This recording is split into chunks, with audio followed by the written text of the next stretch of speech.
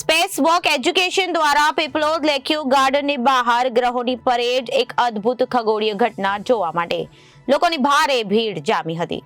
25 જાન્યુઆરીએ 2025ના રોજ ગુજરાતમાં રાત્રે આકાશમાં એક દુર્લભ અને નોંધપાત્ર ખગોળીય ઘટના બનવા જઈ રહી હતી અને સૂર્યની આસપાસ ફરતા 8 ગ્રહમાંથી 5 ગ્રહો એક સીધી લીટીમાં ગોઠવાઈ રહ્યા હતા।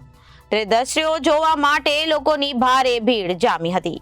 25 જાન્યુઆરી 2025ના રોજ ગુજરાતમાં રાત્રે આકાશમાં એક દુર્લભ અને નોંધપાત્ર ખગોળીય ઘટના બનવા જઈ રહી હતી।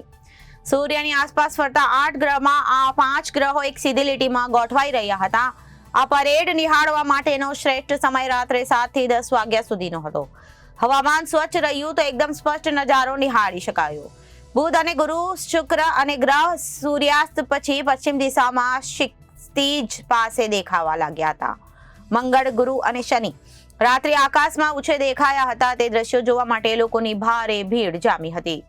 Reporter Arvind Rathod, Janadesh news, Surat.